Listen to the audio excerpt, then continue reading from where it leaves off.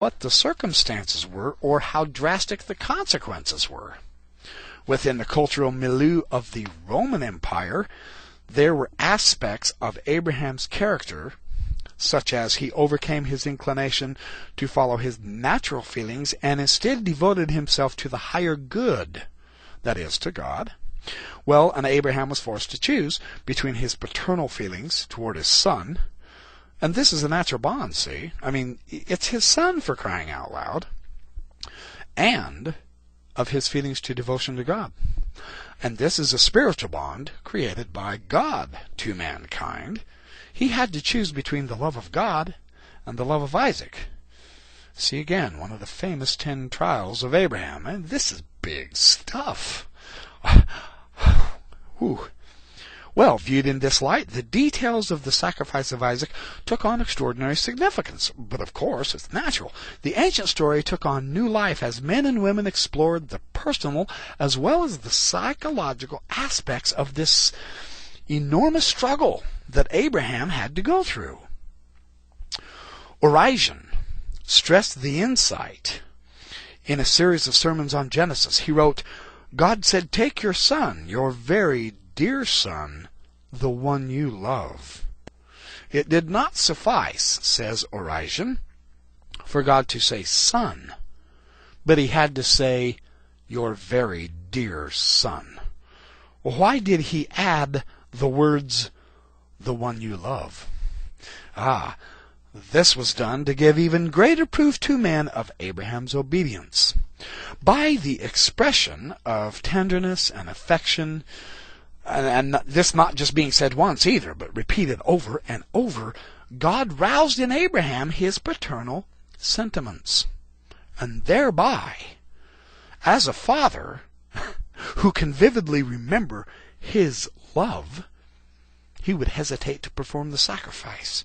This whole army of the flesh, in other words, Abraham's love for his son, is in revolt against the faith of the Spirit. This is how Origen would interpret it. Why did it take, in his ascent to the mountain, why did it take 3 days for Abraham and Isaac to reach the place of sacrifice? Because this gives Abraham and Isaac a chance to talk, to eat together, to huddle to each other while they slept. It gave time to have contemplation. It enriches the agony of what he is about to do. He is confronting his paternal feelings as well as his faith and love of God, as opposed to the love of the flesh, so on and so forth. It's very poignant. Finally, 731. Time to wrap this up. The Abraham of the early Christian fathers, sketched here, is in only 2 of a number of differing interpretations.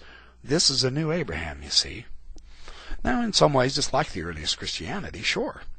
It's reminiscent of the Abraham of Philo the Jew, but definitely distinct from Philo as well as distinct from the New Testament Abraham. He was a new Abraham because those who turned to this Abraham for inspiration, for guidance in their lives, and to understand more fully their own faith, these were different men from the earlier Christians and Jews before them. And they lived in different circumstances, but of course they had new tasks and responsibilities.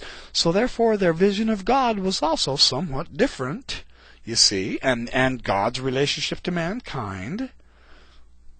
It's a new context, in other words. The relationship between the interpreter and the text is always shaped by a variety of historical and theological factors. And what these do is they give to each generation of interpreters a somewhat different character. It's not adequate to say that the interpreters of the patristic era, and this is the case for interpreters in any age as far as this goes, were simply restating the meaning of the biblical text. That's not what they were doing. It is more accurate to say that the biblical text became the vehicle by which they interpreted the relation of God and man in a new age and in a new situation.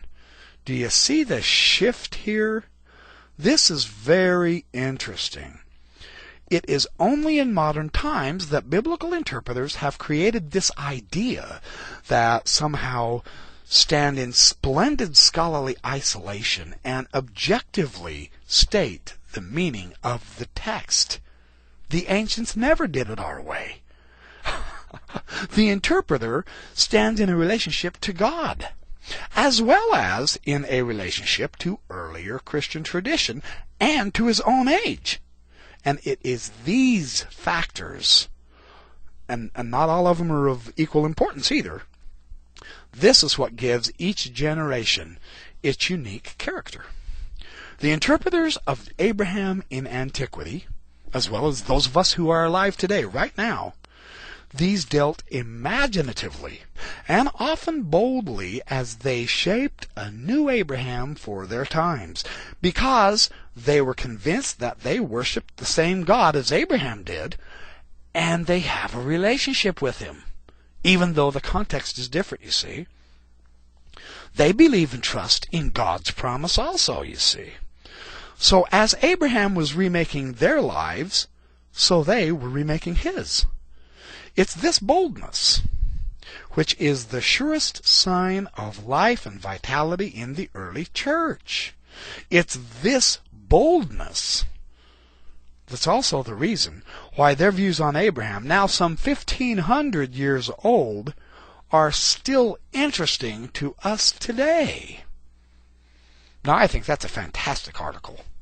I really like that because, of course, the LDS interpretation of Abraham also brings out a new meaning for us. We are commanded, well, as Hugh Nibley says in his book, Abraham in Egypt, first edition. Let me turn to this real quick. Page 249, it's in his conclusion. Abraham was in the world, a wicked world, much like our own. From childhood to the grave, he was a stranger in his society because he lived the principles of the gospel and always getting him in trouble. These principles, teachings, ordinances, covenants, and promises, these are alien to the world. So Abraham's a stranger. He's in an opposite situation here. Yet we are told he is the friend of God because he is the friend of man. He pleads on his knees for Sodom and Gomorrah. That is the moral pattern for all men to follow. Plead for the wicked. Well, that's something we're not doing today. And it's only by doing the works of Abraham that we can hope to establish a better order of things on earth. That order is Zion, of course, and it's been lost since the days of Noah as far as that goes. Well, this takes courage, tact, unfailing faith, and the constant aid of divine revelation. It entails more than human contrivance or human wisdom. Abraham must acquire even more and more knowledge. The guiding principle is intelligence, an awareness of things as they are, the physical world, the structure and nature of the cosmos, and the spiritual realities that lie behind everything. For Abraham, everything is a prelude to what lies beyond. See, this is how we are bringing more and more out about Abraham ourselves, isn't it? It's very interesting how this works about this order of Zion and the pleading for the wicked. So thanks for joining me in this Backyard Professor podcast series. I'll jump back onto Hugh Nibley's book in my next podcast. Remember, have a great life.